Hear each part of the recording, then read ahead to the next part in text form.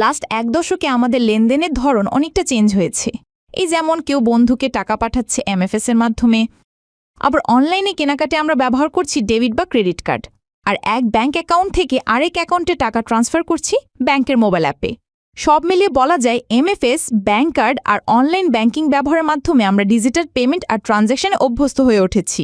এই সম্ভাবনার মার্কেটে এবার প্রবেশ করতে যাচ্ছে বিশ্বসেরা টেক জায়ান্টের পেমেন্ট প্ল্যাটফর্ম গুগল পে। এটি মূলত পেয়ার টু পেয়ার পেমেন্ট এবং অনলাইন বা ইনস্টল লেনদেনের জন্য ডিজাইন করা হয়েছে। ইউজাররা এখানে তাদের ব্যাংক কার্ড এনএফসি টেকনোলজির মাধ্যমে ফোনে সেভ করে রাখতে পারবেন, আর কার্ড সাথে না রেখেই যে কোনো সময় পেমেন্ট করতে পারবেন। আমরা অনেকেই জানি পাশের দেশ ভারতে এই গুগল পে কি বিশাল এক পরিবর্তন এনেছে। সেখানকার শক্তিশালী ইউপিএস সিস্টেমের সাথে যুক্ত হয়ে গুগল পে সুপারমল থেকে শুরু করে ফুটপাতে সাধারণ দোকান পর্যন্ত সব ধরনের লেনদেনকে ক্যাশলেস এবং কার্ডলেস করে দিয়েছে, এবং খুব শীঘ্রই গুগল পে আসছে বাংলাদেশে। তাই স্বাভাবিকভাবেই প্রশ্ন উঠছে, আমরা তো ইতোমধ্যেই ডিজিটাল পেমেন্ট অভ্যস্ত, তাহলে গুগল পে নতুন করে কি সুবিধা দেবে? আর দেশে বাজারে থাকা এমএফএস কোম্পানিগুলোই বা এই বিশ্বমানের প্রতিযোগিতার জন্য কতটা প্রস্তুত? আমাদের আজকের ভিডিওতে আপনাদের জানাবো বাংলাদেশে গুগল পে আসলে ডিজিটাল পেমেন্ট সিস্টেমে কেমন পরিবর্তন আসতে পারে। গুগল পের আজকের যে রূপ আমরা দেখছি তার পেছনের গল্পটি কিন্তু বেশ মজার, এবং এটি ধাপে ধাপে তৈরি হয়েছে। গুগলের এই ডিজিটাল পেমেন্টের যাত্রা শুরু হয়েছিল 2011 সালে গুগল ওয়ালেট দিয়ে। এটিকে বলা যায় ডিজিটাল মানিব্যাগের প্রথম সংস্করণ, যেখানে ব্যবহারকারীরা তাদের ক্রেডিট, ডেবিট বা বিভিন্ন লয়্যাল্টি কার্ড এনএফসি প্রযুক্তির মাধ্যমে নির্দেশ স্মার্টফোনে নিরাপদে রাখতে পারতেন। পাশাপাশি বন্ধুদের মধ্যে টাকা পয়সা লেনদেনের সুবিধাও ছিল। কিন্তু একটা সমস্যা ছিল, সব ফোনে গুগল ওয়ালেট চলত না। এই সীমাবদ্ধতা দূর করতে এবং নিরাপত্তাকে আরও শক্তিশালী করতে গুগল 2015 সালে নিয়ে আসে অ্যান্ড্রয়েড পে। এতে টোকেনাইজেশন নামে একটি বিশেষ প্রযুক্তি ব্যবহার করা হয়, যা আপনার কার্ডের আসল তথ্য গোপন রেখে প্রতিটি লেনদেনকে আরও অনেক বেশি নিরাপদ করে তোলে, এবং এটি আগের চেয়ে অনেক বেশি ডিভাইসে সাপোর্ট করত। এরপর 2018 সালে গুগল একটি বড় সিদ্ধান্ত নেয়। তারা তাদের এই দুইটি সার্ভিস অর্থাৎ গুগল ওয়ালেট এবং অ্যান্ড্রয়েড পেকে এক করে ফেলে, এবং জন্ম হয় আজকের গুগল পের। এর মূল উদ্দেশ্য ছিল সব ধরনের পেমেন্টের জন্য ব্যবহারকারীদের একটি সহজ ও গোছানো অভিজ্ঞতা দেওয়া। কিন্তু গল্প এখানেই শেষ নয়। 2022 সালে গুগল আবারও গুগল ওয়ালেটকে ফিরিয়ে আনে, তবে এবারের ভূমিকাটা কিছুটা ভিন্ন এবং আরও স্পষ্ট। এখন ব্যাপারটাকে এভাবে ভাবা যেতে পারে, গুগল ওয়ালেট হলো আপনার আসল মানিব্যাগের ডিজিটাল রূপ। এখানে আপনি আপনার বিভিন্ন কার্ড, মেট্রো পাস, প্লেনের বোর্ডিং পাস, সিনেমার টিকিট এই সব কিছু গুছিয়ে রাখবেন। আর গুগল পে হলো সেই ওয়ালেটের ভেতরে থাকা কার্ড ব্যবহার করে টাকা লেনদেন বা পেমেন্ট করার মূল সার্ভিসটি। শুরু থেকে গুগলের মূল লক্ষ্য ছিল দুটি বিষয়ের উপর: ব্যবহারকারীর তথ্যের সর্বোচ্চ নিরাপত্তা আর একটি স্মুথ ইউজার এক্সপেরিয়েন্স। আর এই কারণেই তারা প্ল্যাটফর্মটিকে নিয়মিত আপডেট করে চলেছে, যাতে ডিজিটাল লেনদেন সবার জন্য আরও নিরাপদ এবং সহজ হয়ে ওঠে। গুগল পের জনপ্রিয়তার মূল কারণ দুটি: বিশ্বমানের নিরাপত্তা আর সহজ ব্যবহার। নিরাপত্তার জন্য এটি টোকেনাইজেশন প্রযুক্তি ব্যবহার করে।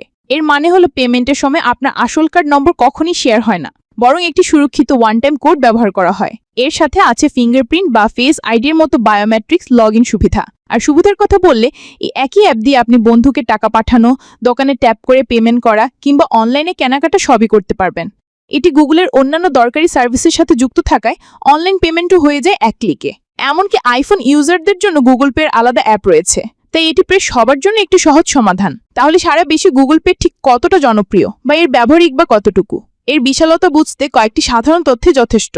2023 সালের হিসাব অনুযায়ী বিশ্বের 42টি দেশে গুগল পের অ্যাক্টিভ বা সক্রিয় ব্যবহারকারী সংখ্যা ছিল 150 মিলিয়ন, অর্থাৎ প্রায় 16 কোটিরও বেশি।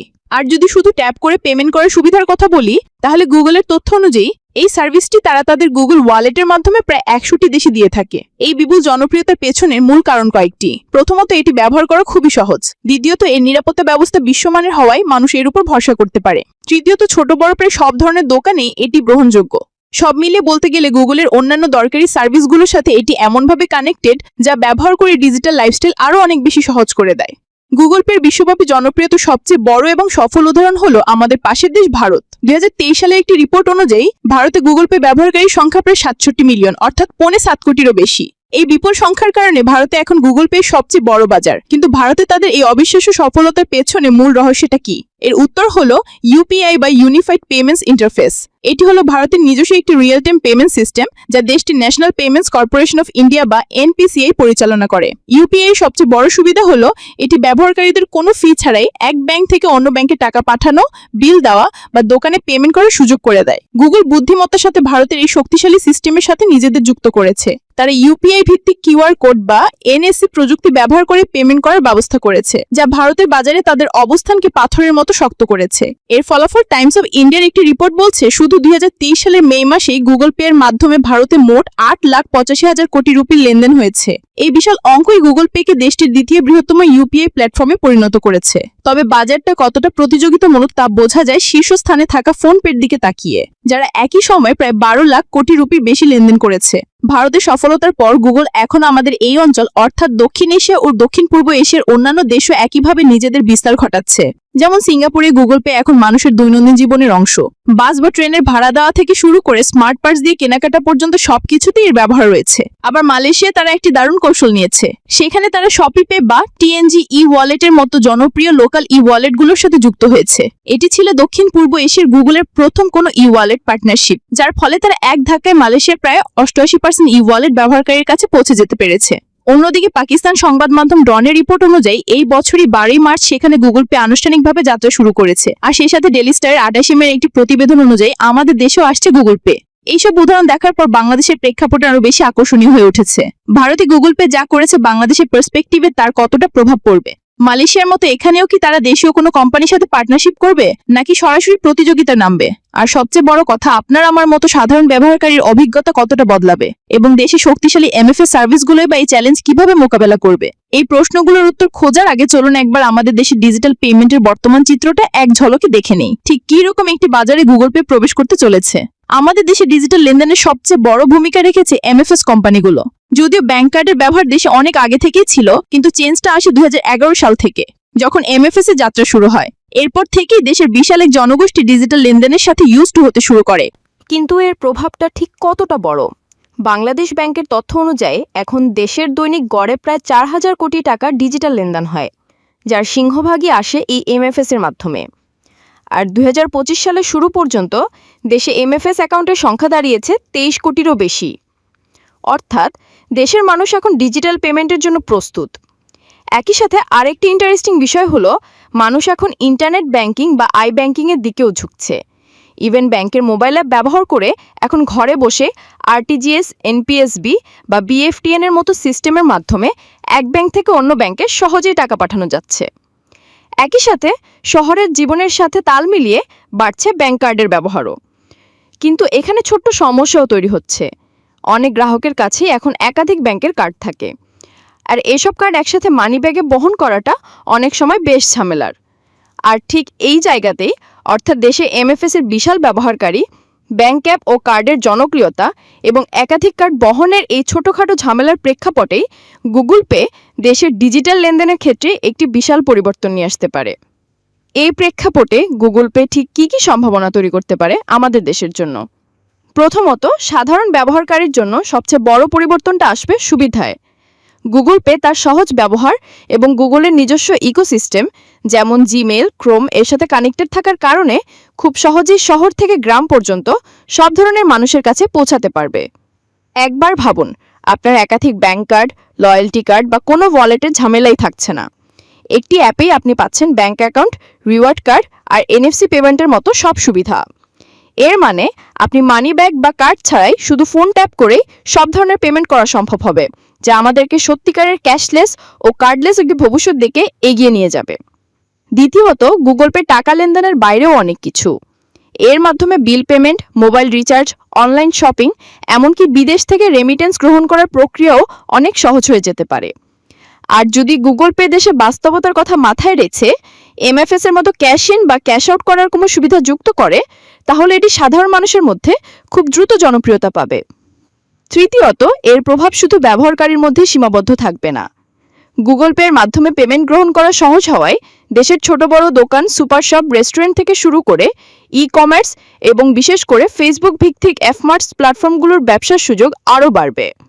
এবং সবশেষে সবচেয়ে গুরুত্বপূর্ণ বিষয়টি হলো ট্রাস্ট। আমরা জানি দেশের একটি বড় জনগোষ্ঠী এখনও নগদ টাকার লেনদেনে বেশি স্বাচ্ছন্দ্য বোধ করে, কিন্তু গুগল পের বিশ্বমানের নিরাপত্তা ব্যবস্থা এবং আন্তর্জাতিক গ্রহণযোগ্যতার মানুষের মধ্যে ডিজিটাল পেমেন্টের প্রতি আস্থা বাড়াতে সাহায্য করবে। ইউজার যখন এটিকে নিরাপদ মনে করবে, তখন স্বাভাবিকভাবে ক্যাশের উপর নির্ভরশীলতা কমবে, যা একটি ক্যাশলেস ও কার্ডলেস অর্থনীতির দিকে আমাদের যাত্রার সবচেয়ে বড় পদক্ষেপ হবে। কিন্তু এত সব সুবিধার পাশাপাশি নিরাপত্তার প্রশ্ন তো চলেই আসে। ফোন যদি হারিয়ে যায় বা চুরি হয়ে যায় তাহলে কি হবে? এটি গুগল পের সবচেয়ে শক্তিশালী জায়গাগুলোর একটি। প্রথমত, প্রতিটি লেনদেনের জন্য আপনার ফিঙ্গারপ্রিন্ট বা ফেস আইডির মতো বায়োমেট্রিক লগইন অথবা পিন দরকার হয়। দ্বিতীয়ত, এটি আপনার আসল কার্ডের নম্বর ব্যবহারই করে না, বরং প্রতিটি লেনদেনের জন্য একটি ইউনিক ভার্চুয়াল টোকেন তৈরি করে। আর ফোন হারিয়ে গেলে আপনি গুগলের ফাইন্ড মাই ডিভাইস ব্যবহার করে দূর থেকে ফোনের সব ডেটা মুছে ফেলতে পারবেন। অর্থাৎ আপনার ফোন পেলেও আপনার অনুমতি ছাড়া কেউ 1 টাকাও লেনদেন করতে পারবে না। তবে বাংলাদেশে গুগল পের এন্ট্রেন্স খুব একটা স্মুথ হবে না, কারণ এখানকার বাজারের সবচেয়ে বড় শক্তি হলো বিকাশ, নগদ বা রকেটের মতো এমএফএস প্ল্যাটফর্মগুলো। এক্ষেত্রে গুগল পের যদি সরাসরি প্রতিযোগিতায় নামে তাহলে তাদের এগিয়ে যাওয়ার গতি কমে যেতে পারে। তার চেয়ে অনেক বেশি কার্যকরী কৌশল হতে পারে একটি পার্টনারশিপ মডেল। ঠিক যেভাবে তারা মালয়েশিয়ার স্থানীয় ওয়ালেটগুলোর সাথে যুক্ত হয়ে সফল হয়েছেন, সেই একই মডেল বাংলাদেশেও একটি ভালো সমাধান হতে পারে। গুগল পের আলোচনার সাথে সাথেই আরেকটি নামও স্বাভাবিকভাবে চলে আসে, পেপল। বিশেষ করে আমাদের দেশে ফ্রিল্যান্সারদের জন্য যা অনেক আকাঙ্ক্ষিত একটি নাম। আমাদের বুঝতে হবে দুটি প্ল্যাটফর্মের কাজ মূলত ভিন্ন। পেপাল ব্যবহৃত হয় মূলত আন্তর্জাতিক বা ক্রস বর্ডার লেনদেনের জন্য, আর গুগল পে ব্যবহৃত হয় দেশের অভ্যন্তরীণ অর্থাৎ লোকাল পেমেন্টের ক্ষেত্রে। এই দুটি ভিন্নধর্মী প্ল্যাটফর্ম যদি একসাথে আমাদের দেশে আসে তবে তা দেশে ফ্রিল্যান্সিং মার্কেট থেকে শুরু করে পুরো ডিজিটাল লেনদেনের চিত্রই বদলে দিতে পারে। তাহলে সব মিলিয়ে শেষ কথা কি? নিঃসন্দেহে গুগল পে দেশের ডিজিটাল পেমেন্ট সিস্টেমে একটি নতুন এবং আধুনিক ধাপ যোগ করবে। সম্ভবত এর প্রথম সাফল্য আসবে শহরভিত্তিক এবং প্রযুক্তি সংযোজন ব্যবহারকারীদের মধ্যে, যাদের জন্য এটি হবে একটি দারুণ ইউজার ফ্রেন্ডলি বিকল্প। এটি রাতারাতি সবকিছু পাল্টে দেবে না, তবে ধীরে ধীরে আমাদের টাকা লেনদেনের অভ্যেসকে আরও উন্নত করার ক্ষমতা রাখে। যেমন আমরা এখন যেভাবে কিউআর কোড স্ক্যান করে বা মোবাইল নাম্বার দিয়ে টাকা পাঠাই, গুগল পে এই অভিজ্ঞতাটাকে আরও স্মার্ট, দ্রুত ও ইউজার ফ্রেন্ডলি করে তুলতে পারে। ভারতের ইউপিআই সিস্টেমের সাথে যুক্ত হয়ে কাজ করার যে সফল অভিজ্ঞতা গুগলের রয়েছে, সেই অভিজ্ঞতা কাজে লাগিয়ে বাংলাদেশের নিজস্ব পেমেন্ট সিস্টেম যেমন আরটিজিএস, এনপিএসবি বা বিএফটিএন এর সাথে যুক্ত হয়ে এটি একটি দারুণ সমাধান হয়ে উঠতে পারে। সম্প্রতি দেশে স্টারলিংকের ইন্টারনেট সেবা চালু হওয়ার বিষয়টিও এর ব্যবহারকে আরও মসৃণ করতে সাহায্য করবে। সবশেষে বলতেই হয়, গুগল পে একা সবাইকে ডিজিটাল পেমেন্টে অভ্যস্ত করে ফেলতে পারবে না, কিন্তু গুগলের মতো একটি বিশ্বমানের ব্র্যান্ডের উপস্থিতি ডিজিটাল লেনদেনের প্রতি সাধারণ মানুষের আস্থা অনেকখানি বাড়িয়ে দেবে। এই আস্থাই হতে পারে একটি ক্যাশলেস ও কার্ডলেস অর্থনীতি গড়ে তোলার মূল ভিত্তি, যা দেশের ডিজিটাল লেনদেনের একটি নতুন সংস্কৃতি তৈরি করবে এবং অর্থনৈতিক অগ্রগতিকে আরও এগিয়ে নিয়ে যাবে।